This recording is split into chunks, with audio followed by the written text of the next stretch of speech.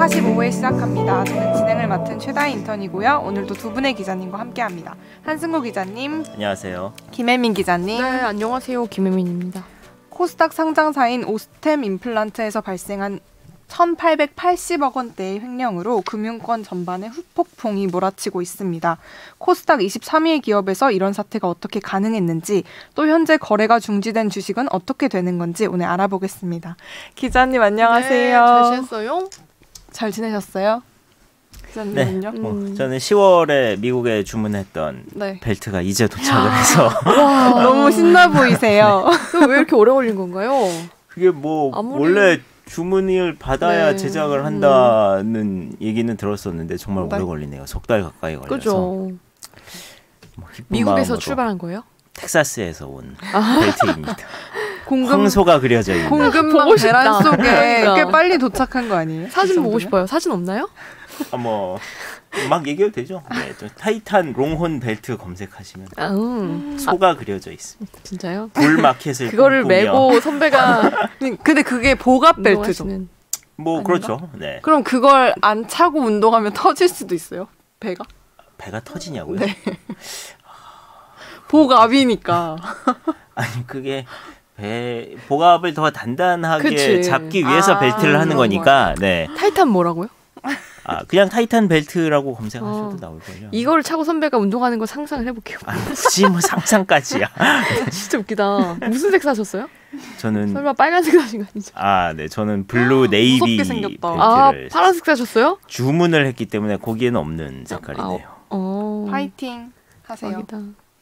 혜민 기자님은 잘 지내셨어요? 네, 저도 바쁜 나날을 보내고 있습니다. 리포트가 얼마 전에 나가가지고 준비하던 게 내복 얘기 좀 해주세요. 굉장히 재밌는 아이템이에요. 네, 어떤 내복이 제일 따뜻한지 진짜로 우리가 많이 입는 히트텍이 따뜻한지 그 실험을 해봤거든요. 그래서 국내 업체 내고옷이랑 이제 유니클로에 너네가 요즘에 많이 쓰는 게 흡습 발열 기능이라서 흡습 발열 이제 사람들이 실내에 있어도 땀을 배출하거든요. 이 땀과 내복의 면이 만나서 발열을 시키는 그런 원리예요. 네, 그래서 너네 흡습 발열에 가장 자신 있는 그 모델의 품번을 내놔라. 네네. 그래서 그 업체한테 그걸 다 받아가지고 저희가 딱 시험을 맡겨봤어요. 다 똑같은 환경에서. 내돈 내산하신 것도 봤어요. 맞아요. 저희가 그 제작비가 150만 원 넘게 들었어요. 네. 그 실험 의뢰 비용이 비싸죠? 시험 비용만 110만 원 정도 들고요. 맞아요. 나머지는 이제 옷을 사는 비용. 이제 옷도 이제 크기가 많이 필요하거든요. 실험을 하려면. 그래서 여러 벌을. 네, 가장 큰 엑스라지로 두세 벌씩 이제 필요해서. 엑스라지 사놓으면 그거 나중에 누가 입으라고 했어? 그거 다 쪼개가지고 이제 시험하니까 다 입을 수는 없는. 네, 받을 수가 아쉽네. 없습니다. 네, 그러니까요. 그랬는데 신기하게 유니클로가 1등한 게 아니고 이제 국내 업체 2개가 1, 2등을 했습니다. 네. 그래서 1위는 쌍방울 트라이. 네, 2위가 탑10이요. 네. 그런데 이제 가격까지 따져보면 쌍방울보단 탑10이 훨씬 저렴하거든요. 그래서 사실 가성비로 보면 탑10을 사는 게 맞다. 가격이 훨씬 싸다. 성능도 꽤 괜찮다. 2등이었으니까. 어떤 거요? 2등 탑10. 그렇죠. 맞아요. 그런데 이제 이렇게 되면 저희가 사실 내돈내산 했다고 했잖아요. 되게 객관적이고 공정하게 진행을 했는데 이 탑10과 이제 쌍방울이 난리가 난 거예요. 자기들 결과가 잘 나왔으니까 이거 너무 홍보에 쓰고 싶대요. 그래서 오프라인으로 이 기사 내용을 걸어두면 안 되겠냐. 그래서 저희가 그건 안 된다. 이 기사의 공정성을 흐릴 수가 있다. 그래서 매장에다가 뭐 그 기사를 그럼 기자님 얼굴 박히는 거예요, 거기? 그거 말고 이제 현수막 박대, 현박. 그래서 그건 저희가 안 된다고 정중하게 거절을 했습니다. 취재하시느라 아주 열일하셨네요. 곧 취재 파일 쓸 건데요. 이제 취재 파일에다가 품번까지 쓰려고요. 그게 하긴 우리가 실험을 의뢰한 딱 그 제품이 있으니까. 맞아요. 예, 거기서 여러 개 만들 텐데. 그렇죠. 딱 그 제품을. 두 분은 아주 바쁘게 지내셨는데 저는 이제 퇴사한 지 일주일이 돼서 어때요? 약간 그 후폭풍을 조금 겪었어요. 그래요? 약간 차인 기분이에요. 정말. 그 막 맨날 오던 카톡 안 오고 이러니까. 단톡방에서 나가고 그러니까. 왜 연락이 안 오지? 1년을 있었던 거죠. 1년 있었어요. 네. 그래서 약간 후폭풍을 조금 1년 겪고. 사귄 남자친구랑 헤어지면 많이 허전하죠. 그쵸. 그런 느낌일 것 같아. 그래서 다른 인턴 친구들한테도 이제 막 물어봤는데 뭐 지하철을 잘못 탔다. 그러니까 원래 회사 오던 방향으로 탔다는 둥. 근데 희한하게 이런저런 폭풍을 겪고. 이렇게 우리는 쉬게 되면 사실 되게 기쁠 텐데. 그쵸. 네, 기쁘게 받아들여도 돼요. 나중에 이 시간이 정말 소중했다는 거 알 때가 올 거야. 기자님은 퇴사란 걸 한 번도 안 해보셨죠? 그렇죠. 여기가 이직을 안 해봤으니까. 맞죠, 이직 안 해봤. 네. 기분 되게 이상해요. 그 전에 이 회사 들어오기 전에는 다른 데에서 일해본 적 없으세요? 네. 아, 곱게 잘하셨군요. 알바도 안 하고. 저는 그냥 알바 해봐. 이제 예전에 말씀드렸잖아요. 바람난 남편 미행하는 아르바이트. 단기 알바 말고 막 길게 했던 거 뭐 과외 알바. 그래서 그런 후폭풍을 겪고 그 8시 반까지 항상 그 부서 단톡방에 오늘 녹음 스케줄을 보내는 게 제 하루의 시작이었거든요. 그거는 출근을 늦게 해도 8시 반에 무조건 일어나서 보내야 되는 거예요. 근데 제가 9시 반인가? 일어나서 약간 미친? 뭐 이러면서 일어났다가 다시 잤다고 같이 사는 언니가 화들짝 놀라서 일어났다가 그래서 외마디 비명과 함께 일어났다가 다시 조용히 잤다고 이런저런 일들을 겪으면서 뭐 약간 뭘 해야 될지 요즘 찾고 있어요. 운전면허도 따야 되고 할 게 많아요. 이게 정해진 루틴이 없으면 자꾸 무너지게 되더라고요. 그걸 만드는 걸 추천해요. 뭐 운동이든 공부든. 맞습니다. 그래서 사실 약간 스포가 될 수 있지만 오늘이 저희 막방이죠. 시즌 1 막방입니다. 네. 8개월간 저희가 이 월스트리트 주린 일을 해왔는데 오늘이 이제 시즌 1 마지막 방송을 하는 날입니다. 참 생각해보면 이게 만들어진 계기가 굉장히 웃기잖아요. 그렇죠.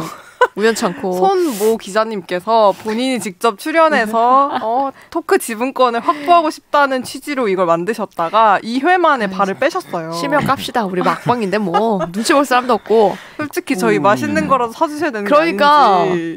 저희 다음에 요구해요. 손수용 선배께. 그래서 처음에는 제다이 PD가 있고 지금 손승욱, 정호선, 저 김혜민까지 4명이 있었죠. 그때. 정호선 선배도 계셨어요? 그때 1회 때. 그때 정말 제가 얼마나 회사 그만두고 싶었는지 아세요? 왜요?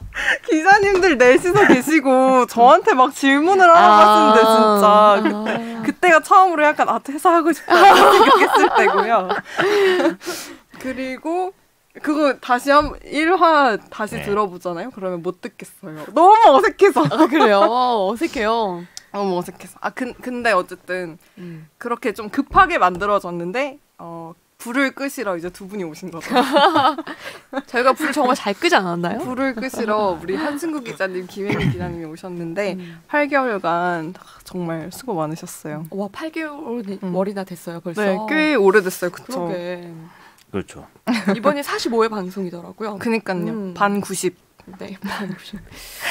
반 90인데 어쨌든 그래서 오늘 막방인 걸 미리 알려드리고 방송을 진행해 보려고 합니다. 자, 댓글 먼저 가볼게요. 조이풀 399님이 제가 지난주에 캡처해서 인증해달라고 했는데 이렇게 친히 해주셨어요. 핑 받는 카카오 이렇게 올려주셨습니다. 그래서 자기 주식을 얼마 손해 보셨는지를 지금 인정해 주신 거죠? 네. 이게 지금 언제 찍으셨는지는 모르겠지만 만약에 아직도 가지고 계시다고 하면 더 손해를 지금 카카오가 10만 원이 위태위태한 지경이라. 아찔합니다. 이게 저도 아직도 가지고 있거든요, 카카오를. 분할 매도를 하시고 조금 남겨두셨죠. 그때 이제 확 떨어질 때 한 3분의 2 정도는 팔았지만 그래도 아직도 꽤 적지 않은 양을 가지고 있는데 이게 지금 10만 원, 저는 한 그 11만 원 후반 12만 원 정도가 그래도 여기서 이제 오래 가겠구나 생각은 했지만 이게 10만 원까지 한번 이렇게 더 내려올 줄은 저도 몰라서 이걸 참 어떻게 해야 될지 고민입니다. 이럴 때 더 사야 되나? 이게 너무 고민하는 거죠. 근데 이게 그런 거는 정말 지금이 너무 내렸나 해서 사는 거잖아요. 그렇죠? 딱히 이 기업이 앞으로 뭐 잘 되겠네라고 생각해서 사는 건 아니고 그 고민이에요. 저도 그래서 이게 제가 생각했던 적정 가격보다도 지금 더 내려간 상황이라 이거를 손절을 해야 하는가. 생각했던 적정 가격보다. 저는 아까 말씀드렸다시피 11만 원, 12만 원 정도는 최소한 뭐 되겠다라고 생각을 했는데 네. 10만 원이 무너질 거라고는 저도 생각했습니다. 멀스트리트에 출연하셨던 홍춘욱 박사님 네. 그분이 했던 말씀 중에 하나가 자기는 너무 떨어진 것 같은 주식을 사신대요. 네. 그럼 이럴 때 이제 카카오에 들어가는 거죠. 그래서 개인이 많이 줍고 있다는 기사를 어제 봤어요. 카카오를. 근데 뭐 이걸 갖고 계신 분 입장에서는 많이 속상하시죠. 그렇죠. 이분도 지금 주당 평균 구매가 13만 원이나 되는데 13만 4천 평단이. 원인데 이게 10만 원까지 나갔다 그러면은 30% 손해가. 30%의 네. 손해가. 그러게요. 다 요즘 장들이 전 별로 안 좋은 것 같던데요. 안 좋더라고요. 요즘 안 좋은 가태호가 아니라 엄청 안 좋아요. 그쵸? 올해 지금 한국장, 미국장 전부 지금 미국에서 네. 뭐 금리를 올린다는 수준이 아니라 아예 채권을 엄청 사들여가지고 긴축 재정을 한다는 발표를 하면서 네, 그리고 나서 주식이 많이 떨어졌고요. 비트코인도 많이 떨어졌고 그런 상황입니다. 어떻게 해야 될지 모르겠어요. 네. 어떻게 해야 되나요? 저요? 저한테 물어보신 거예요 지금? 원래 제가 연말 연초에 한번 정리해야지라고 생각만 막 원래 오늘이 네. 목요일이죠. 오늘이 금요일. 오늘이 금요일이죠. 다음 주 목요일이 올해 첫 선물 만기일이거든요. 네. 네. 아마 그때 작년 하반기 연말쯤엔 이제 배당 누리고 기관들이 많이 산 부분들도 있고 그래서 이게 연초되면은 뭐 물량도 나오겠지, 선물 만기일 되면은 또 흔들리겠지. 그러니까 그 전에 정리를 좀 해봐야 되겠다라고 생각하고 새해를 맞았는데 네. 지금 새해가 되자마자 너무 떨어지니까. 빨리 떨어지기 시작해서 지금 뭐 그냥 네. 멍하니 있는 상태. 어떻게 할 수가 없는 주체가 안 되는. 너무 무섭게 떨어지고 있어요. 자, 세부입니다. 시즌 1 마지막 세부. 네. 자, 문제입니다. 요즘 비상이다라는 말이 유행입니다. 비상이다. 네. 어떤 상황에서 가장 적절하게 쓰일까요? 첫 번째 상황. 보기가 있나요? 네, 화가 머리 끝까지 올라 터지기 일보 직전일 때. 네. 두 번째, 눈물이 나기 일보 직전일 때. 세 번째, 배가 너무 고파서 쓰러지기 일보 직전일 때. 세 번째요. 저는 기자님은? 그게 다예요? 네. 33%의 확률. 너무 다 써도 될 것 같은데. 아니에요. 이게 쓰이는 그때가 있어요. 상황이. 3번이 배고플 때고. 네. 1, 2번이 뭐라고? 1번이 화날 때, 두 번째가 눈물 날 때. 나도 3번 같은데. 진짜요? 정답은 2번입니다. 와, 진짜요? 왜? 요즘 전혀 이해를 못 하시는 표정. 2번은 절대 아니라고 생각했어요. 나는 최다희 PD가 가져온 문제이기 때문에 2번이지 않을까라는 생각을 하긴 했었는데. 바로 정답이에요. 이게 바로 출제자의 의도를 정확하게 그러니까 읽을 마지막 방송이라 슬프니까. 맞아요. 혹시 근데 왜 3번 2번이려나? 하셨어요? 근데 그거는 의도만 생각했을 때 그런 거고 아무리 뜻은 3번일 것 같은데. 아니 이게 요즘 막 눈물이 차오를 때 사람들이 그냥 인터넷에서 밈으로 비상이다라는 말 많이 써요. 그래요? 신기하다. 신기하다. 비상이다. 비상이다. 딱히 뭐 뜻이 있는 건 아니에요. 사실 뭐 그런, 줄임말이나 그쵸. 뭐 그런 거. 줄 그건 아니고 비상이다 이렇게 많이 씁니다. 오늘 게이트키핑도 받았어요. 00년생한테. 맞다. 네. 점점 이제 세부 문제를 내기 어려운 나이가 되고 있는 거죠. 이미 왔다니까요. 지금 00년생이라고요? 00년생 새로운 제 후임 인턴이 00. 00 학번도 아니고 00. 제가 세부 준비하려고 틱톡도 깔았다니까요. 많이 노력했네요. 많이 노력했습니다. 하나 더 알려드릴게요. 네. 이거는 2021년 사람들 사이에서 굉장히 많이 사용이 됐던 단어인데요. 줄임말은 아니에요. 네. 오히려 뭐뭐. 뭔지 아실까요? 좋아. 어떻게 아세요, 기자님? 오히려 뭐라고요? 오히려 좋아. 그게 뭐지? 이게 정신 승리할 때 외치는 마법 같은 문장이었거든요. 이게 2021년에도 그렇고 지금까지도 그렇고 엄청 많이. 선배는 어떻게 아세요? 저 뭐 트렌디하니까요. 이걸 어떻게 하시지? 와, 난 몰랐어. 대박. 그냥 진짜 친구들이 시도 때도 없이 외쳐요. 아, 그래? 오히려 좋아, 오히려 좋아. 약간 세뇌시키는 거야, 자기를? 네. 오히려 좋은 거야. 이게 나은 오히려 거야. 좋아. 주식 오히려 좋아. 이렇게. 주식은 뭐가 좋지? 그냥 그렇게 정신승리 용도로 외치는 거예요. 정신승리. 한승우 기자님이 이걸 아시다니. 선배 많이 크셨네요. 세번 때문에 크신 거예요. 아시죠? 네, 재밌었습니다. 이렇게 해서 마쳤고요. 네. 오늘 비상 방송 네. 눈물 흘리는 거 아닐지 비상이다. 모르겠어요. 어쨌든 자 본격 주제로 넘어가 보겠습니다. 네. 1,880억 원대 횡령 사태가 네. 발생했죠. 연초에 1월 맞아요. 1일에 네. 발생을 해서 지금 굉장히 많은 개인 투자자들이 멘붕에 빠졌고요. 이 수사는 지금 막 진행 중에 있어요. 네. 그렇죠. 범인을 검거했습니다. 피의자를. 그렇죠. 그래서 오늘 이 이야기를 좀 해보면 좋을 것 같은데요. 네. 1월 1일부터 있었던 이 사건 어떻게 보셨어요? 제가 우선 사건 타임테이블별로 정리를 해볼게요. 네. 이게 먼저 이 사건이 시작된 건 사실 올해 초보단 더 빠릅니다. 그 10월 초인데 이걸 먼저 정리를 해서 말씀드리려면 동진 세미캠이라는 회사를 아셔야 돼요. 네. 이 회사가 플라스틱 발포제를 만드는 곳이거든요. 뭐 어디 차 부품이나 신발 이런 데 들어간다고 해요. 근데 갑자기 작년 10월 초에 유명세를 한번 탔는데 그게 그 가짜 뉴스 때문입니다. 삼성전자 이재용 부회장 동진 세미캠 인수 지시 이런 그게 가짜 갑자기 뉴스가 찌라시가 돌아서 단톡방에 돌았죠. 근데 이게 찌라시가 아니라 속보 형태였어요. 그래서 되게 쉽게 가짜 뉴스를 만들 수 있다 그런 폼이 생긴 거예요. 네. 저도 만들어봤어요. 그 당시에 그 10월 1일이거든요. 네. 근데 진짜로 제가 만든 건 김현민 기자 12시간 연속 근무 뭐 이거였는데 이게 만들어지더라고요. 네. 인터넷 창에 지금도 있어요. 검색해보면. 그거를 직접 만들어서 포털에 띄울 수가 있어요? 네. 포털에 띄운다기보다 그 네. 링크가 아직 남아있어서 그 링크를 복붙하면 아직도 그렇게 떠요. 속보 김혜민 기자 뭐 이렇게. 네. 근데 실제로 며칠 뒤에 경기도 파주에 사는 77년생 이모 씨가 이 회사 주식 330만 주를 사들였습니다. 근데 하도 많이 사들였기 때문에 공시까지 뜬 거예요. 7%가 넘었다고 해요. 네. 그리고 매수가는 1,430억 원.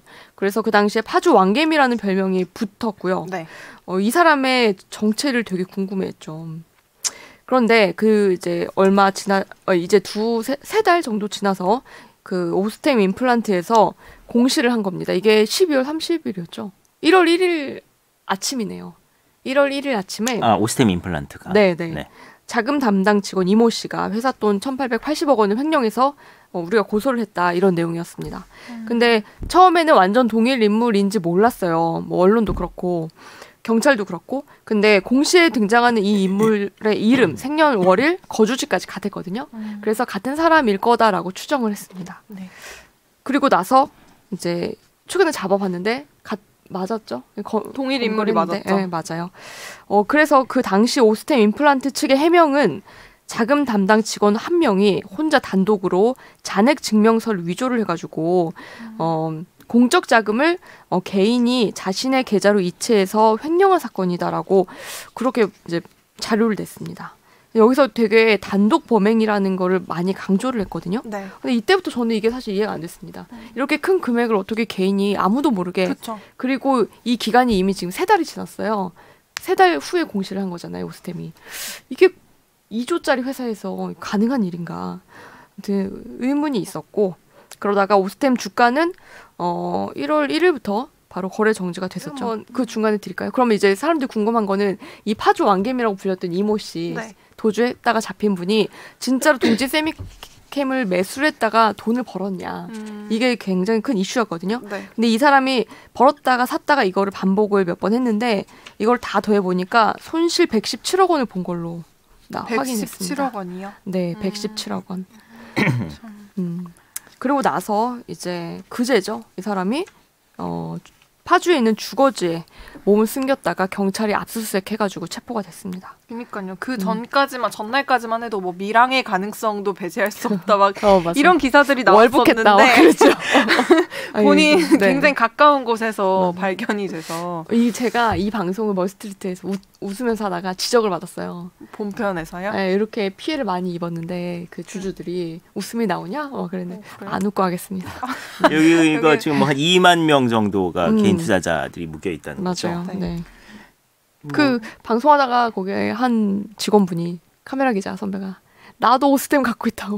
진짜요? 그러셨어요. 이게 많을 거예요. 저도 사실은 작년 하반기 때 주가가 엄청 뛰었었거든요. 오스템 임플란트. 저도 그때 막 그 공시 보고서들하고 재무제표하고 뒤져봤던 적이 있어요. 지금이라도 사야 되나 해가지고. 네.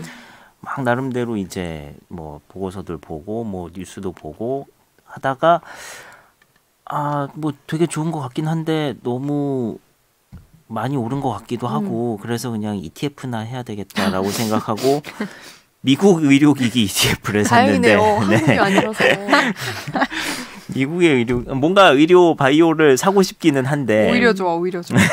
사고 싶기는 한데 네. 이거는 약간 자신 없고 그래서 그냥 미국 의료기기 ETF를 그때부터 조금씩 사고 있거든요. 이거 가지고 계신 분들 많을 거예요. 주식 맞아요. 좀 하시는 분들 아마 관심 있으신 분, 관심 가지셨던 분들은 더 많을 거고. 그렇죠. 외국인 지분율도 44%나 된대요. 이게 뭐 시총이 2조라고는 하지만 네.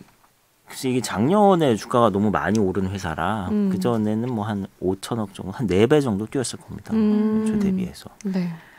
그래서 지금 그 수사 상황을 조금 설명을 더 드려야 될 것 같은데, A 씨는 우선 오늘 경찰에 영장 신청을 했습니다. 그러니까 어쨌든 경찰서에 우선 계속 있는 상황이고 거기서 조사를 받고 있고요. 횡령 혐의에 대해서 인정은 해요. 근데 범행 배경에 회사의 윗선 개입이 있었다고 주장을 하는 거예요. 네. 근데 앞에서 말씀드렸듯이 회사 측에서는 단독 범행이라고 계속 주장하고 있잖아요. 네.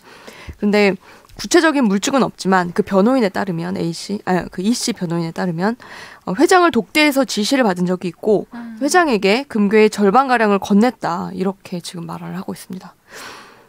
뭐 어제 저희가 그 변호사하고 했죠. 단독으로 인터뷰를 해서 이제 그런 네, 내용이 맞아요. 기사화가 됐는데 뭐 회사에서는 당연히 적극적으로 이제 반박을 하고 있는 상황이고요. 오늘 같은 경우는 그 관련된 업무를 하는 직원들이 공범 의혹이 있다라는 얘기가 있어가지고 일단 참고인 조사를 하면서 맞아요. 정황을 알아보고 있는 것 같고 다만 회사 측에서는 윗선의 지시는 없었다라는 걸 지금 강하게 강조를 하고 있는데 그 최규옥 회장이라는 분이 이분 원래 치과 의사 출신이라고 하더라고요. 근데 그분이 이미 예전에도 이제 횡령을 했다가 그 2019년인가요? 그 집행유예 4년까지 이제 그 확정 판결을 받은 적이 있어가지고 회장님도요? 예, 그래서 아마 더 이런저런 뭐 여기가 그 자금 관리하고 뭐 이런 쪽이 좀 제대로 안 돼 있는 모양이에요. 네. 이게 시총이 많이 올라와서 이제 코스닥 시장 한 20위 순위까지도 올라온 큰 기업이 됐는데 그렇게 주가가 뛰어서 덩치가 커진 기업치고는 뭐 좀 아내가 제대로 관리가 안 됐던 게 아닌가. 이게 재무팀장이더라고요, 이 사람의 직책이. 네. 근데 이 대기업 그 사건들, 횡령 같은 사건, 횡령, 배임 뭐 이런 사건들 그 취재를 하다 보면 금고지기가 꼭 나와요. 근데 대부분 재무팀장입니다. 그래서 회장의 금고지기, 이 사람이 금고 열쇠를 갖고 있기 때문에 마음대로 할 수 있다 해서 그렇게 붙여진 이름인데. 아마도 이 사건도 회장이 초반에 지시를 해서 돈을 좀 이제 빼놔라라고 했다가 둘의 사이가 틀어지면서 이렇게 된 거 아닐까 저는 이렇게 추리를 해봅니다. 지금 저는 뭐 어떻게 될지 모르겠어요. 금괴를 사놨잖아요. 금괴를 사놨잖아요. 이 씨가 이 금괴도 회장의 지시로 사놓은 거라고 지금 하고 있는데 1kg짜리 금괴 851개 중에서 497개가 현장에서 압수가 됐대요. 근데 나머지 354개 이게 280억 원 상당이 되는데 이거는 지금 소재가 불분명하다고 합니다. 그래서 어쨌든 1,880억 횡령 중에 이제 네. 일부 회수가 됐고 한 500억 정도는 지금 이제 된 거죠. 지금까지는 뭐 금괴라든가 뭐 남은 그렇죠. 예금이라든가 해서 500억이 좀 넘어요. 550억 정도. 네. 지금 회사에서는 회수 가능한 금액이 1,500억쯤은 될 것 같습니다라고 거래소에다가는 얘기를 했다고는 해요. 근데 그 방법에 대해서는 얘기는 안 했죠. 그렇죠. 지금 부동산을 차명으로 매입한 것도 있고 이런 것도 다 따져서 다시 가져와야 되지 않을까. 경찰이 기소 전 몰수랑 추징 보전을 지금 신청할 예정이라고 해요. 이게 이전에는 또 어떤 횡령 사례들이 있었는지 찾아봤는데요. 네. 2012년에 삼성전자 경리부 B 대리가 100억 원대 회사 돈을 횡령하는 사건이 발생. 소소히 보이네요. 그러게 이게 1,800억 그리고 원을 2016년에 떠들썩했던 대우조선해양 180억 원 횡령. 10분의 1. 그 정도. 네. 참, 이번에도 네. 뭐 액수가 워낙에 커서 이제 좀 화제가 되는 거죠. 근데 이게 뭐 1,880억 주식을 횡령을 할 수 있는 회사는 사실 뭐 188만 원도 그냥 충분히 횡령할 수 있었을 것 같은데 네네. 그거 횡령할 수 있는 회사라면 그러니까 1,880억을 횡령하는 것도 뭐 가능할 것 같다라는 생각은 들어요. 그러니까 네. 이게 횡령이 아예 불가능한 회사가 있는 것이고 네. 이게 뭐 조금 횡령이 가능한 회사이라기보다는 그냥 횡령이 가능한 회사가 있는 것이 아닌가. 아, 그치. 그러니까 의외 근데 저도 이게 보면 이 용의자라고 해야 되나요 아직까지 뭐 그렇지만 어쨌든 이 양반이 되게 본인을 좀 이게 드러내고 싶어하는 것처럼 보이는 행동을 많이 했단 아, 말이죠. 그래요? 아니 그러니까 이게 아. 주식을 산 것도 그렇고 한꺼번에 많이 샀다. 예, 이거는 공시까지 해야 되는 그쵸. 건데 주식을 산 것도 그렇고 금도 사실 이게 금괴도 뭐 종로 어디 뭐 금은방이나 이런 데 돌면서 그냥 한두 개씩 네. 산 게 아니라 한국 금거래소에 가가지고 금을 공개적으로. 그것도 좀 의아했어요. 그거를 수백억 원어치 금괴를 그렇게 한 번에 그거 일련 번호도 있고 거기다 다 인적사항도 내고 하는 그쵸. 거거든요. 이거 이번에도 금거래소 사장이 신고한 거 아니에요. 사장이 아니고 그 거기 계신 분이. 그리고 뭐 아무리 차명이라지만 뭐 부동산도 사고 뭐 이게 그리고 그쵸. 자기 건물에 숨어 있다가 잡히고 그러니까 네. 이게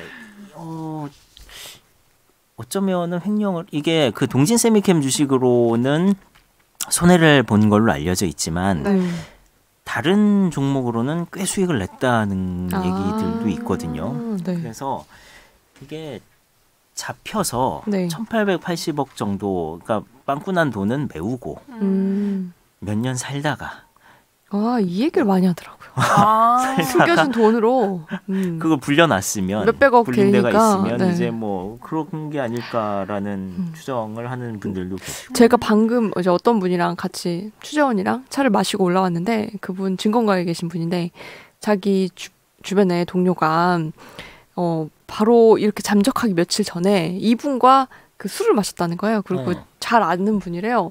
근데 이제 기사에 이분 이름이 막 오르고 이러니까 처음에는 그리고 찌라시 돌았잖아요. 네. 그 얼굴까지 다 돌았습니다.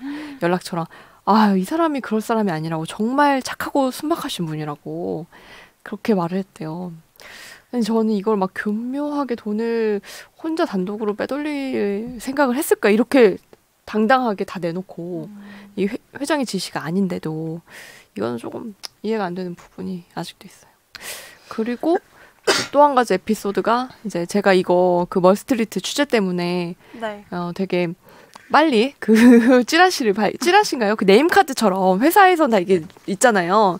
그 직원들 명부가 네. 그걸 누가 캡처를 해가지고 이제 돌린 거예요. 그래서 그거를 보고 거기 있던 전화번호로 전화를 좀 빨리 해봤습니다. 근데 1월 1일인가 1월 2일 이 사건 터지자마자 했었는데 그때 소리샘으로 바로 그때도 연결이 되더라고요. 그러니까 이미 그 휴대폰이 끊겨 있었을 때예요.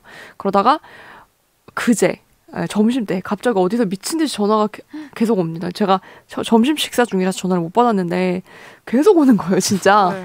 그래서 받았더니 강서경찰서 진흥팀장이라고. 왜 전화했냐고. 어머. 근데 저는 이제 그쪽과 되게 연락을 하고 싶었던 상황이기 때문에 네. 그 제가 어떤 다른 경찰분한테 강서서 그쪽 진흥팀 좀 연결해 주세요. 그래서 전화가 온 줄 알았죠. 네, 그리고 그분은 그분대로 저한테 전화하셨나요? 뭐 이런 식으로 서로 얘기가 이렇게 될 줄 뭔가가 알았는데. 네. 네, 그러면서 서로 딴 얘기를 하고 있던 거예요. 저는 그것 때문에 취재 때문에 전화를 했나 보다. 그쪽에서는 그래서 저는 처음부터 SBS 기자라고 말을 했고 그쪽에서는 전화를 하라고 하셨다면서 라는 식으로 또 말을 하시더라고요. 그래서 이게 뭐지? 하다가 보니까 그분은 제가 그 이모 씨, 그 재무팀장한테 제 그 전화를 해서 남긴 폰 번호기 때문에 얘가 누군가 하고 얘한테 전화를 해본 거였고요. 네. 경찰은 네. 기자님한테. 근데 팀장이 직접 또 그렇게 그렇더라고요. 네. 그래서 제가 이게 바로 그때는 검거되기 전이었거든요. 그리고 저한테 그렇죠. 검거 전이었죠. 네, 저한테 휴대전화 그때 연결음이 어떻게 됐냐까지 구체적으로 막 물어봤어요. 그리고 그 번호는 어떻게 알았냐. 그래서 제가 인터넷 다 떠돌아다녔다. 팀장님만 몰랐다. 그랬고, 그래서 뭐 너무 구체적으로 물어보길래 뭐 이걸 기자한테까지 이렇게 물어보나. 그래서 이제 다른 경찰한테 이게 수사 상황이 지금 어떻게 되는 거 같냐. 나한테까지 이걸 확인한다 그랬더니 검거가 쉽지 않아서 지금 그런 방법까지 써보는 것 같다라고 하더라고요. 실제로 경찰이 이 씨를 잡으려고 거길 갔던 게 아니고 압수수색하다가 발견했잖아요. 네. 못 잡을 거기 안 숨어 있었으면 잡기 힘들었을 수도 있었을 겁니다. 어쨌든 이게 개인의 일탈 문제라고 볼 순 없진 않나요? 그렇죠. 저는 뭐 그럴 수도 있다고 생각해. 개인의 일탈일 수 있다. 개인 범죄일 가능성이 뭐 네. 아주 없지는 않다. 진짜요? 저는 그 얘기도 들었어요. 애가 둘이 있는데 애가 둘이는 아빠가 그러기는 쉽지가 않다. 선배는 애가 있으시니까 어떻게 생각하세요? 이게 그게 궁금하더라고요. 애 유무한 상관없어요? 상관없을 것 같아요. 아 그래요? 저희 아빠가 이랬어도 뭔가 괜찮아요? 있을 법한 일인 것 같아요. 아 그래요? 그래요? 그럼 오히려 그분 다 이제 저한테 그 얘기 해주신 분들은 나중에 애들이 내가 누군지 소개할 때 부끄럽지 않았으면 좋겠다라고 했는데 그거는 이제 뭐 아주 정상적인 사고에 따르면 그런 것이고. 근데 많이 아빠가 봤잖아요. 나한테 250억을 남겼으면 만약에 오히려 좋아. 상관없을 수 있나요? 그래서 저는 너무 이게 물론 웃으면 안 그 되는데. 회장의 지시도 저는 가능한 시나리오라고 생각하고 네. 그렇지만 또 단독 범행이 전혀 불가능한 것도 아닌 것 같다. 이거는 사실 이제 막 잡아서 조사를 하고 있는 중이라 뭐 좀 더 기다려 봐야 되겠지만 네. 근데 글쎄요. 만약에 또 회장의 지시 뭐 회장의 연루라든가 혹은 꼭 회장이 아니어도 막 다른 직원들이 막 여러 명이 연루가 돼 있고 그런 거라고 하면은 기업은 정말 이 신뢰가 그냥 뭐 땅에 떨어지는 거죠. 이미 그렇죠. 떨어져 있는 것 같아요. 제가 봤을 땐. 이거를 감시하고 통제하는 시스템이 제대로 작동했더라면 이런 사태까지 그렇죠. 일어났을까? 이런 생각도 들고요. 그러니까 여기가 사회이사가 무슨 뭐 회계법인 부회장, 그다음에 뭐 전 한국거래소 상무 뭐 이런 분들이 사회이사로 있는데 그러니까요. 있으면 뭐 하냐고. 다 자금 이거 관리 전문으로 맞아. 하시는 분들인데도 뭐 전혀 안 됐던 거잖아요. 네. 다양한 시나리오들이 나오고 있는데 그러면 앞으로 어떻게 될지를 좀 그쵸. 네, 여기 이게- 상장 폐지가 될지 네. 말지를. 이게 안 될 거라는 기사가 많더라고요. 상장 폐지까지는 안 갈 거다라는 기사가 많았는데 어떻게 보세요? 이 절차에 대해서 좀 간단히 설명을 해볼까요? 네네. 네. 상장 폐지까지 어떤 절차를 거치는지 설명해 주세요. 우선 이제 거래 정지된 주식은 15 영업일 이내에 실질 심사를 거쳐서 이게 실질 심사 대상이 되는지 아닌지를 먼저 판단을 합니다. 그래서 실질 심사 대상이 아니라고 나오면 바로 이제 거래는 즉각 재개가 돼요. 근데 만약에 이 문제가 심각하다. 이 업체는 다시 상장되는 게 맞지 않는다라고 봤을 때 그땐 실질심사 대상이 돼서 여기에 대해서 조금 더 살펴보거든요. 그러면 거래 정지는 계속 이어지고요. 네. 기업심사위원회가 열려서 42일에서 57일 거래일 동안 실질심사가 진행이 돼요. 이게 한 달이 넘는 거의 2달 가까이 되는 기간이죠. 그리고 실질심사 이 결과에 따라서 재개 또는 상장 폐지, 개선 기간 부여 등이 결정이 돼요. 네. 이 중에서 만약에 상장 폐지 결정이 나오면 이 주식 그냥 휴지 조각이 되는 거예요. 네, 다른 결과가 나올 가능성이 크다. 지금 그런 기사가 더 많이 나오고 있는 상황이죠. 그럼 상장 폐지가 만약 결정이 되면 네, 주주들은 이걸 정말 어떻게 손 써볼 기회가 전혀 없는 건가요? 없죠. 그게 아마 뭐 정리매매나 뭐 이런 절차를 거치게 되긴 할 텐데 이건 상피가 안 될 것 같은데요. 예, 기자님 저는 이게 물론 이제 피해액을 얼마만큼 회수할 수 있겠느냐도 뭐 중요할 거고 연루된 다른 직원이 있느냐도 중요할 거고 하지만은 기본적으로 이 회사가 계속 이제 영업 활동을 해서 돈을 벌어들일 수 있는 기업이냐가 가장 중요해요. 그리고 네. 물려 있는 주주들도 많고 그렇기 때문에 그런 면에서 보면 여기가 지금 사고가 터지긴 했지만 최근 들어서 어쨌든 매출이 이제 급격하게 오르는 시기를 맞고 있었고 영업에는 문제가 없었기 때문에 이게 물론 아무렇지도 않게 그냥 재개 결정이 내려지진 않겠죠. 당연히 어쨌든 횡령 사고가 나왔기 때문에 그것도 굉장히 많은 금액의 횡령 사고가 나왔기 때문에 이거는 개선 기간 부여를 하겠죠. 개선 기간 부여는 하겠지만 상장 폐지는 안 될 거라고 생각합니다. 저는 그래서 이 상장 폐지가 절대 간단하지 않아요. 이게. 그래서 앞으로 기업 활동이 가능하다는 측면에서 보면 뭐 되지 않겠나. 다만 거래 정지 기간은 꽤 길어질 수 있습니다. 이게 그렇죠.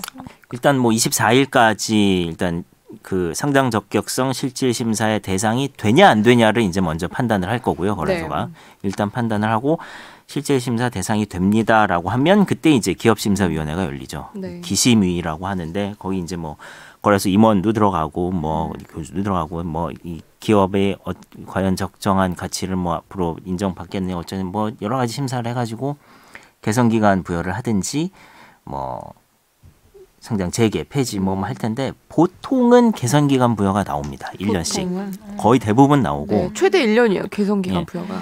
그리고 그 단계에서 이제 중간에 기업들이 이의 신청을 하기도 하는데 보통은 또 이의 신청을 합니다. 이의 신청을 하고 그쵸, 하겠죠. 그래서 이렇게 되면은 보통 한 1년에서 2년 정도는 거래 정지가 된다. 이거를 제가 재작년에 재작년 아니네요, 벌써. 재재장. 그때 이제 너무 표정이 웃겼어요. 죄송해요. 코롱 티슈진이 그때 당시에도 이제 상폐가 되느냐 안 되냐를 네. 가지고 굉장히 이게 기업과 거래소 간에 그게 치열하게 있었는데 거기도 거래 정지가 오래 있죠.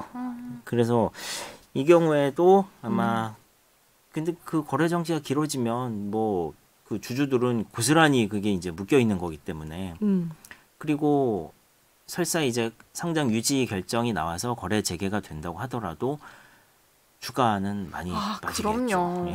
그럼요. 네.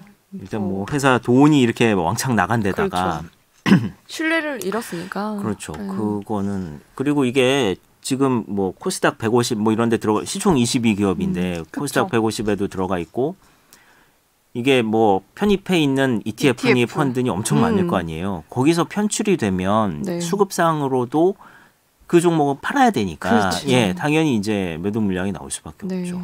지난해 9월 기준 오스템 임플란트를 담은 국내 펀드는 총 106개였대요. 오, 많다. 많죠.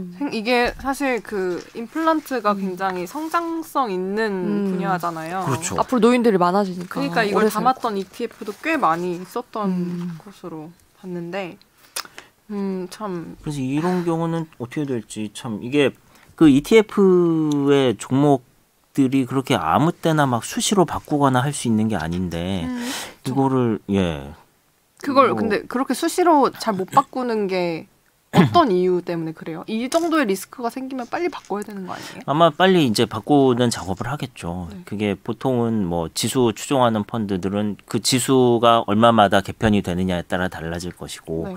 뭐 개별 기업에서 출시하는 ETF는 자기네들 또 나름의 기준이 뭐 있을 텐데 이 경우에도 어쨌든 이게 거래 정지가 돼 버렸으니까 팔 수는 없잖아요. 일단 이 주식을 팔 수는 없고 그렇죠.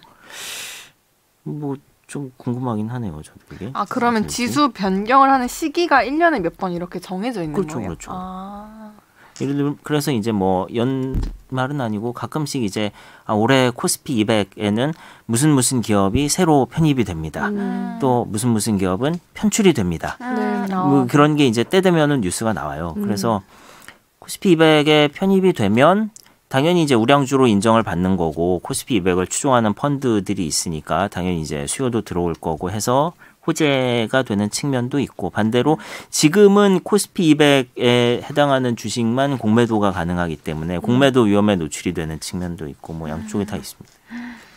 이게 지금 그래서 증권사, 은행사들은 펀드 판매 막 중단하겠다 이렇게 또 네. 나서고 있어요. 맞아요. 소액 투자자들은 또 집단 소송하겠다 이런 얘기가 나올 수밖에 없죠. 근데 그거 그리고 그 이 주식 담보로 맡기고 대출 같은 거 받아서 또 다른 주식 하시는 분들 같은 경우는 이거는 이제 담보 가치가 0원이 되기 때문에 네. 바로 상환을 해야 됩니다. 거래 정지가 됐을 때요? 지금은 담보 가치가 0이죠. 이 주식은. 이게 근데 그 최규옥 회장이라는 분도 네. 이분이 보유 지분이 한 20% 정도 되는데 오스템 임플란트에 자기가 20%를 가지고 있는데 네. 또 그 주식 담보로 해서 대출도 엄청 많이 받아놨어요. 그럼 상환을 해야 되네요. 예, 이거 뭐 굉장히 많이 받았어요. 여러 군데 증권사에서 주식 담보 대출로 해가지고 근데 이 뭐 제가 이 회장을 걱정할 건 아니지만 네. 어쨌든 이분도 이제 그 만기 연장을 안 해줄 겁니다. 인권사들이 안 해주니까 다 갚아야 되는 거고 개인 투자자들도 보통 우리가 이제 신용이나 대출을 받아서 한다고 주식을 한다고 할 때 이제 본인이 가지고 있는 주식 담보로 맡기고 해서 이제 받아서 하는 경우들이 있는데 이 주식 갖고 맡기신 분들은 아마 갚아야 되지 않을까. 그렇군요. 저는 어떤 기사가 좀 기억에 남았냐면 한 업계 관계자의 말을 빌렸던 기사였는데요. 이 오스템 임플란트가 감사 인력을 늘리는데 굉장히 인색했던 회사였다는 그 기사를 봤거든요. 근데 내부에서 좀 저는 이렇게까지 내부에서 좀 잘 관리 감독이 이루어지고 이랬다면 이런 사태까지는 안 오지 않았을까 싶기도 하고요. 근데 그래서 저는 자꾸 회장을 의심하는 거예요. 내부에서 저도요. 아무리 관리 감시를 잘하더라도 회장이 지시하면 그렇게 할 수밖에 없어요. 그렇죠. 그리고 개인의 일탈일 수도 있지만 그러기엔 너무 허술해서 그러니까요. 네. 이걸 누가 믿는 구석이 있지 않으면 이렇게까지 허술할 수 있나 싶어서요. 네. 그리고 주주들 입장에서도요. 이게 개인 한 명의 일탈이라기보다 회장의 지시가 어느 정도 있었다고 해야 이 손해를 봐도 그게 보상이 되지 않을까요? 그게 보상이 좀 더 쉬울 것 같아요. 그래야 회사가 책임을 지려고 하겠죠. 네. 그럴까? 아니 그 가능성은 뭐 여전히 있다고 생각하지만 회장이 지시를 해서 범죄가 일어났다고 하면 저는 오히려 이 기업에는 기업 자체가 존폐 기로에 그렇게 되지 않을까. 그야말로 어쨌든 이 윗선 개입 의혹이 해소되지 않으면 이 상장 적격성 실질 심사에 대한 판단도 길어질 수밖에 없겠네요. 그렇죠. 그게 아까도 말씀드렸지만 이제 이 기업이 영업과 제조와 거기에 이제 문제가 없느냐를 중점적으로 보게 될 거기 때문에 사실 뭐 예전에 그러니까 뭐 삼성 바이오로직스 같은 경우도 지금은 뭐 시가총액 수위를 다투는 큰 기업이 됐지만 애초에 이게 그 경영권 승계 과정에서 올라오면서 굉장히 상장조차 잘못됐다라는 문제 제기가 많이 있었어요. 시민단체들 사이에서도 그렇고. 그래서 실제로 검토가 된 적도 있었는데 이 상장 적격성 실질 심사는 그런 식으로 이게 예전에 뭐 잘못돼서 상장이 된 거네요. 이런 거는 별로 중요하지 않습니다. 지금 이 기업이 제대로 돈을 벌고 있느냐. 그래서 자본시장에서 존재하는 게 문제가 없는 기업이냐를 보는 거기 때문에 거래소가 무슨 뭐 사법기관도 아니고 무슨 뭐 도덕성을 강요하는 기관도 아니고 해서 지금 오스템 임플란트도 본인들이 가지고 있는 기술 내지는 뭐 판매력이라든가 뭐 여러 가지 영업 능력이라든가 뭐 그런 걸 감안해서 문제가 없으면 저는 뭐 상장 유지는 되지 않겠냐. 다만 이런 사고가 있었기 때문에 이런 내부 감시 장치와 제도를 어떻게 개선할래 가져와라라고 정도는 얘기할 수 있겠죠. 근데 저는 이 횡령과 같은 리스크는 사실 저희가 개인 투자자 입장에서 어떻게 예측할 수 있는 게 아니잖아요. 아니죠. 뭐 기관도 예측 못해요. 그렇죠. 그러면 투자자들은 예측할 수 없죠. 그래서 저는 이 소액주주들의 그쵸. 권리를 좀 제대로 보장해줘야 되는 게 아닌가 이런 리스크 앞에서는. 이거는 뭐 지금 벌써 그 집단 소송을 준비를 하고 있다는 거죠. 네. 그 법인이 그 집단 소송 전문으로 하는 이런 사고 터지면 늘 거기가 나서서 이제 모집을 합니다. 그렇게 해서 돈을 돌려받은 사례가 있나요? 글쎄요. 금액이 많이 인정되지 그죠. 않고. 그럴 것 같아요. 왜냐하면 주주의 책임도 있으니까 주식을 샀다는. 그렇죠. 이거는 뭐 예금이 아니기 때문에 네. 은행 예금도 사실 5천만 원까지밖에 보장을 안 해주는데 주식 투자를 했는데 그거를 보장을 내준다든가. 근데 이런 건 있어요. 그 기업이 금융사고 종합보험이라는 걸 해가지고 그 기업이 보험을 드는 경우는 있습니다. 그러니까 직원이 횡령을 했을 때 그 보험금을 받을 수 있는 그런 보험이 있는데 차라리 그러면 직원 횡령으로 가는 게 좋네요. 그거는. 근데 아마 그 보험을 든 회사들이 많지는 않아요. 그리고 아마 오스템 임플란트도 들지 않았을 것 같은데 보통 이제 뭐 50억에서 100억 정도를 이제 보험금을 받을 수 있게끔 든다. 이게 보험료가 싸지 않거든요. 이게 한 7, 8억 정도 된다고 해요. 100억짜리 보험을 받으려면. 그러니까 그냥 일반 기업들이 그렇게 뭐 편하게 들 수 있는 보험은 아닌 거죠. 그 보험에 가입이 돼 있었다면은 이런 이제 횡령 사고가 있을 때 보험금을 받을 수는 있는데 그런 게 아니라면 글쎄요. 개인 투자자들, 뭐 개인뿐만 아니라 기관들도 마찬가지고 뭐 횡령 사고가 있으면은 이런 리스크는 뭐 그렇죠.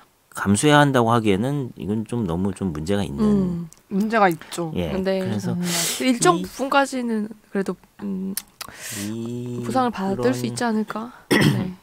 굉장히 어떤 한국 시장이 자본시장, 주식시장에 아주 안 좋은 그쵸. 사건이다. 외국인들은 외국인들이 몰아보겠어요. 앞으로 예. 투자하겠어요?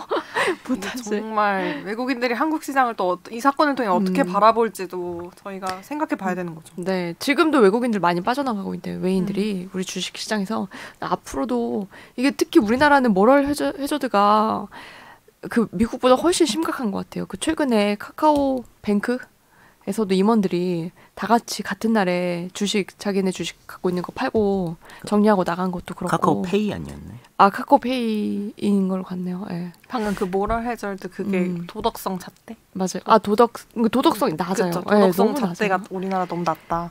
그렇죠. 네. 그러니까 이게 꼭 불법은 아니더라도 윤리적으로 기업이 하면 안 되는 일이 있잖아요. 주주의 권리를 그쵸. 보호하기 위해서.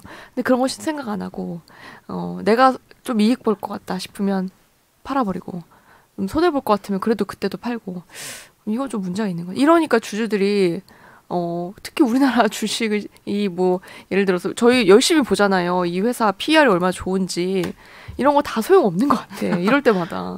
미국은 사실 그거 어느 정도 따라가거든요. 그리고 주주들한테 많이 돌려줘요. 환원을 해요. 네. 우리는 사실 굉장히 약합니다.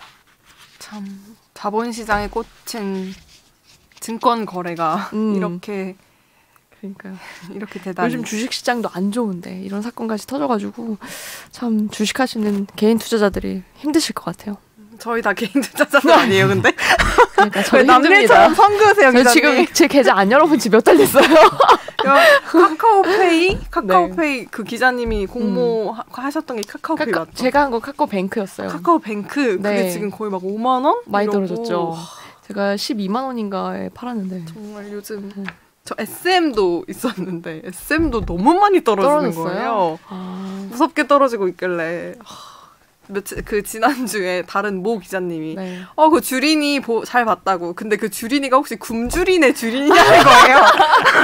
근데 진짜 기자예요? 그냥 오시면 깝시다. 조동찬 기자님이 그 주린이가 굶주린의 주린이냐고 하셨는데 근데 제 상황과 맞는 거예요. 생각해보니까. 그러면 그걸 진지하게 물어본 거야? 진지하게. 조동찬 선배. 진짜 진지하게 물어보셨어. 그래서 설명을 해드렸죠. 요즘 네. 무슨 림이 붙이는 게 유행이다. 근데 정말 굶주리고 있어요. 저 요즘.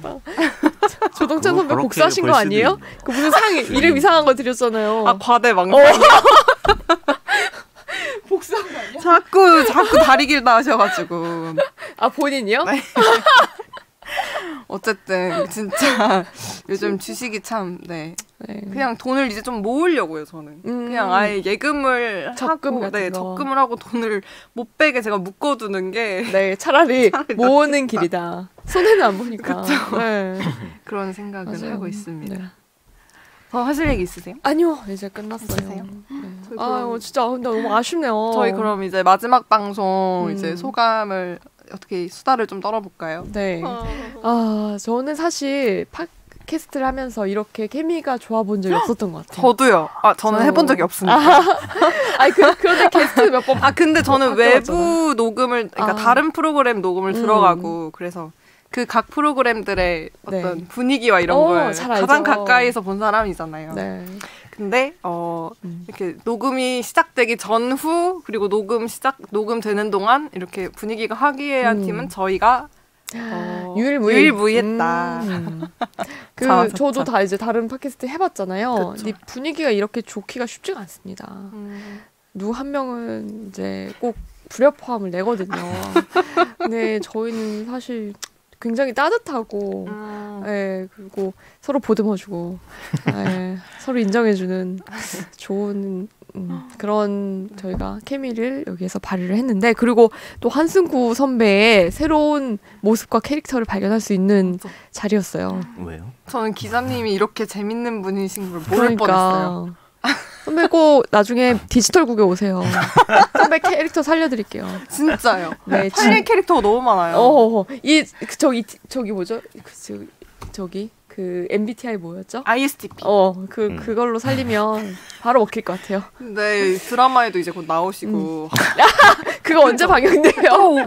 왜 오수재인가? 그것만 기다리고 있단 말이에요, 지금. 내년 무슨 동계 올림픽 이것보다 지금 그 오수재만 기다리고 있단 말이에요, 기자님. 선배가 촬영한 방송분 안 잘리고 다 나오나요?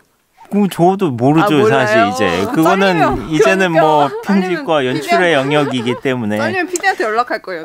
저는 뭐 그냥 연기자로서 연기에만 충실한. 올리는 걸로. 연기자로서 연기자 되셨어 벌써. 네, 저는 그냥 연기자로서 그냥 역할을 한 것뿐이고 나머지는 이제 연출의 영역. 기자님 어떠셨어요, 팟캐스트? 우리 불 끄러 오셨는데 기자님. 저도 사실 예전에 그 이건머니 경제 팟캐스트 네. 오래 했었고 그랬지만 이번에는 뭐 좋았던 것 같아요. 이건머니는 안 좋으셨어요? 이건머니는 다 계속 선배들이랑만 해가지고 이게 근데 선배 후배 차이라기보다는 자기 말만 하는 사람이 있으면 이게 좀 힘들어져요. 그런가 보네요. 맞죠. 그러니까 여기 없는 다른 분들이 자기 말만 했다는 게 아니고 그게 아니고 저희가 남의 말을 잘 들어줬다는 거예요. 그렇게 이해해주세요. 그런 것도 있는 것 같네요. 네. 뭐 굉장히 재미있는 방송이었고 사실 이게 준비를 하면서 저도 공부가 많이 됐고 또 얘기를 하다 보니까 이제 내 생각이 정리가 되는 측면도 있고 그래서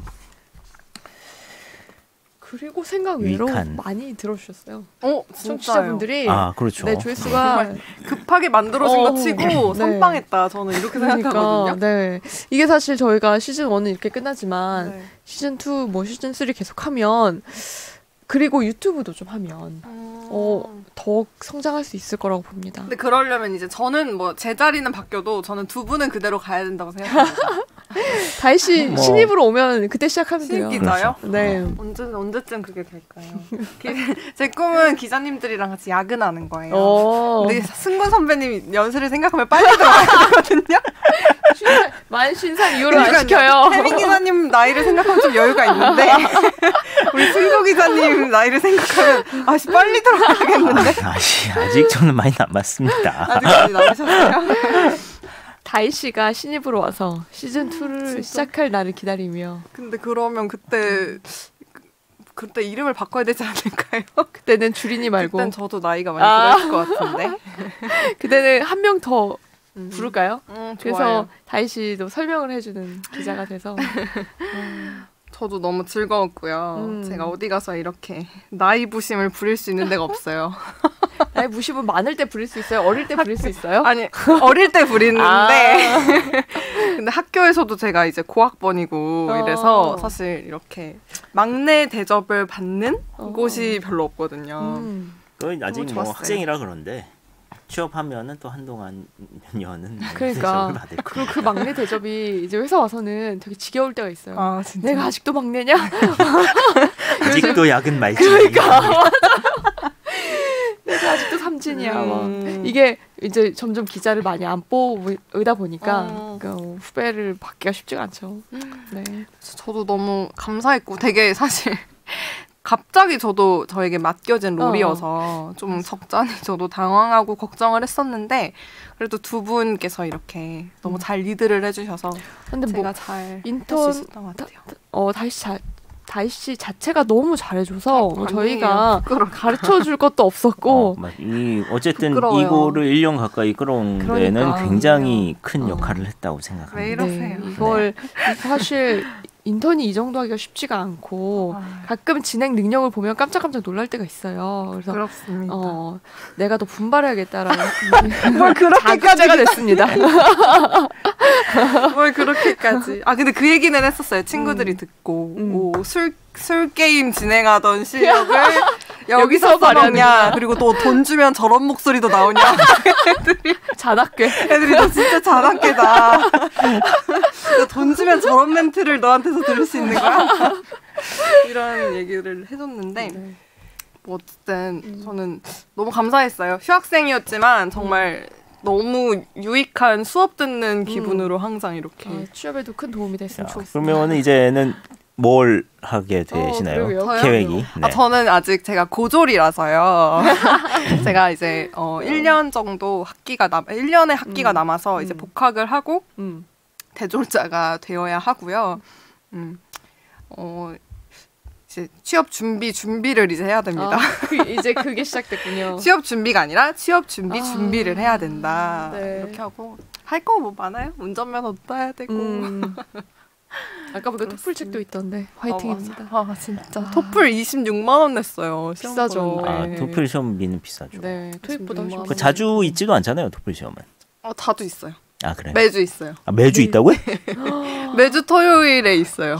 돈만 많으면 시험은 많이 볼 수 있어요. 그럼요. 김혜민 기자는 월스트리트 본편은 오히려 네. 또 더 늘었죠, 분량. 그쵸. 이 방송 횟수가. 횟수가 그렇죠. 근데 저는 그냥 똑같이 이제 월요일 고정으로 하고요. 그다음에 그걸 한 번 더 편집해서 이제 출연을 할지 말지는 이제 아직 결정이 안 됐습니다. 네, 월요일 그 멀스트리트 10시 많이 봐주세요. 네. 이제 주린이 시즌 1은 오늘 여기서 마무리를 하지만 승구 선배 얘기만 듣고 선배 선거 예, 방송팀 저는 이제 어떤가요? 선거 방송 팀에서 더 지금 이제 막 이제 2달 남아가지고 이제는 그러니까요. 정말 바쁘실 때죠. 바빠져서 저 근데 그 얘기 들었어요. 그 윤석열 후보가 얼마 전에 모든 활동을 중지하겠습니다 하고 선언할 때가 있었는데 그날이 우리 회사 와가지고 맞아요. 아이폰 찍는 날이었다고. 근데 그걸 못 찍어서 아직도 지금 윤석열 후보의 얼굴이 없다고. 윤석열 후보만 지금 촬영을 못 하고 있는데 뭐 조만간 방문하실 거라고 조만간 생각하고 방문을 있습니다. 하거나 후보가 바뀌거나 둘 중에 하나일 것 같습니다. 우리 기자님. 예, 뭐 지금 판이 워낙에 요동치고 있어서. 맞아요. 지금 방송팀 힘들 거예요. 선거 방송팀. 그니까요. 화이팅입니다. 어쨌든 이렇게 선거 방송팀에서 또 디지털 탐사 제작부에서 이렇게 활약하시는 두 분의 기자님 사이에서 제가 1년간 8개월간 방송할 수 있었던 거 너무 큰 영광이었고요.